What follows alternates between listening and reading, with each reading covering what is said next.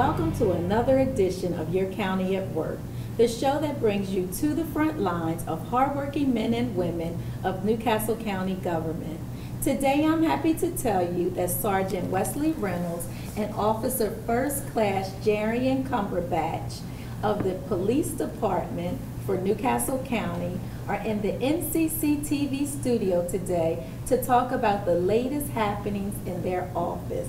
Thank you so much for being here today. Thank you for having us. How you both doing? Good. Good. All right.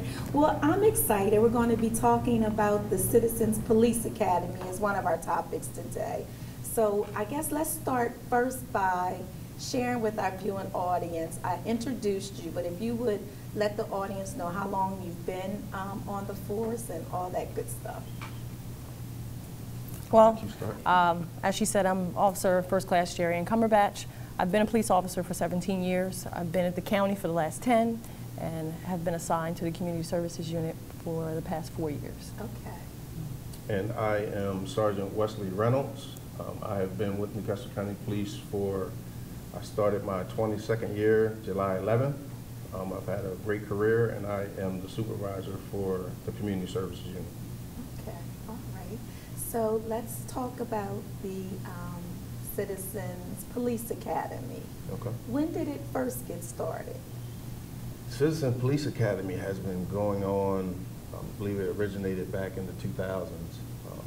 For whatever reason, we had the last one in 2008, and when I got promoted, that was one of the programs that I kind of promised Captain Watson, who's the Special Operations Commander, that we would bring back into the forefront, especially with the climate and policing. I thought it was important that we bring a lot of our other community policing efforts back into the communities. Okay. I definitely, I'm glad that you are bringing it back. I wholeheartedly agree that, a lot of times we want the police officers to treat the citizens a certain type of way, but I also think that it's the citizens' responsibility to make sure that we respect and treat officers in a certain way as well. Right. Yeah.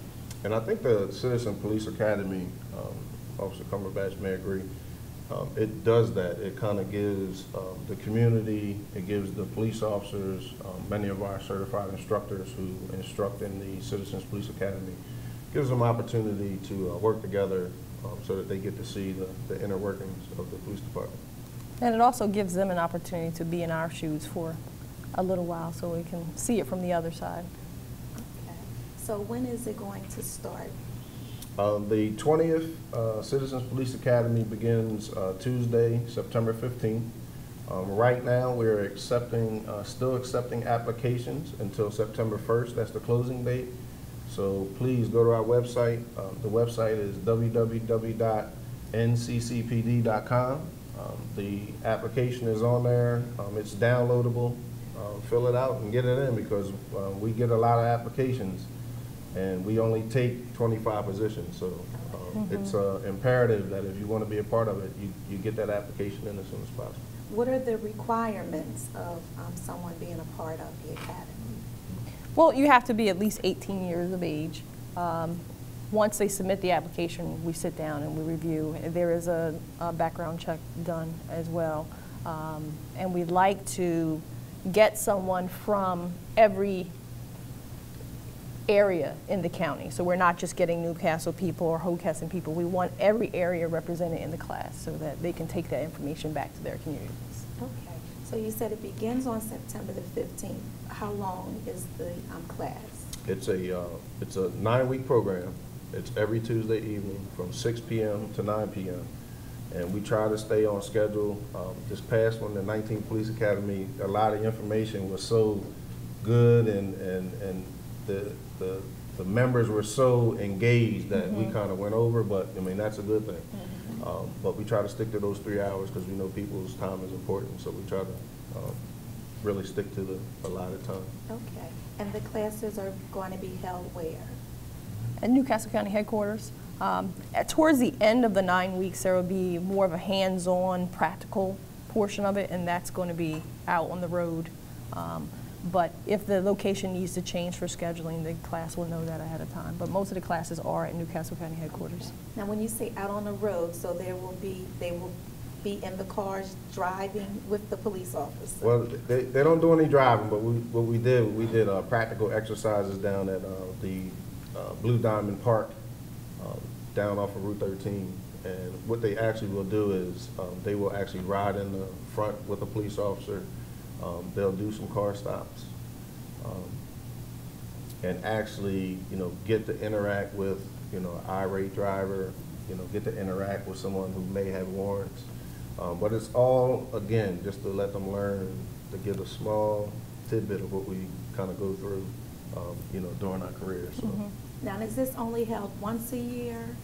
I mean, are you going, I know you're just starting back up, Right. but will it be a once a year thing that you're going to do? I think our goal is twice a year, once in the spring and once in the fall. So this is our first year getting back on track for that. We had one in the spring, and we're following through with the fall class. When Sergeant Reynolds was speaking about the ride-alongs, I think that it'll be an eye-opener for those citizens that want to be a part of it, just to see, like, wow, like, it's not as easy as, sometimes citizens think, like, okay, y'all just pulling someone over because they ran a stop sign. Well, it could be more intense than just the stop sign. Right. We try to add more and more to the scenarios as they go through. We obviously will start off with the easiest thing first, maybe somebody doesn't have their license, and then we kind of step it up just a little bit as we go through. They also get to get on the driving simulator because, and that'll be at headquarters, because a lot of times we as officers, we have to drive, we talk on the radios, listen to the dispatch. Multitasking. Just trying to multitask and get through a complaint, and they get to see, again, the steps it takes and the concentration pretty much. And they also get to see that it's dangerous, that, things can go bad. We simulate, obviously, with fake weapons and things like that, that can be in these cars when they pull people over. So, again, we step it up as we go through to see how they react to it. And we've gotten some great responses from it, some great interaction, again, from the members. So. From your last one that you had, were any of those interested in becoming a police officer? Actually, one of them is a current member of the Police Explorer program. So yes, she is a student at Del Tech now. She would like to go into the career of law enforcement. I like that you said she. She. Okay. Yes. So let's talk about that for a minute. I noticed, growing up, there was maybe a handful of female officers. But now it seems like there's more female officers. There's more diversity as far as race in the police department as well. Let's talk about that. Well, I think it's very important that the agency is a reflection of the community that it serves. So, there may have been a time years ago that it was a heavy male-dominated career. I think we're moving away from that because the world is not all male. It's not all white male, it's not all black male, but we're a melting pot of a lot of different sexes and cultures and all that kind of stuff. So the police department has to be reflective of that. I think to kind of piggyback on that a little bit, I think the staff, our human resources department does a great job in trying to find the right applicants, the most qualified people. And, even with our Citizens Police Academy, I don't know if you go on our website and take a look at our, the last class, the 19th class, how diverse it was. We had, females, we had Hispanic, African American. So we tried to encompass, again, what you're going to see in the community and the Citizens Police Academies as well. So, would you encourage, who would you encourage to sign up? Are there a pocket of individuals that you would like to sign up, or just anyone, like certain age group, all age groups? Again, I think when you talk about the climate in today's policing, I think everybody, and again, our starting age is 18, but I think everybody wants to know, okay, how does policing work? What, and I think a lot of times when you have interaction, some people come and they may say to you, well, I'll pay your salary by paying taxes. And so this is a great opportunity for you to apply, go through the application process and get in here and come in, because I think we're one of the most transparent police agencies in the country. And I think, getting into the Citizens Police Academy would be just a great opportunity for people to see what the Newcastle County Police does and how we do it. And, we have some of the state-of-the-art equipment, whether it be computers, whether that be special operations, vehicles, whatever,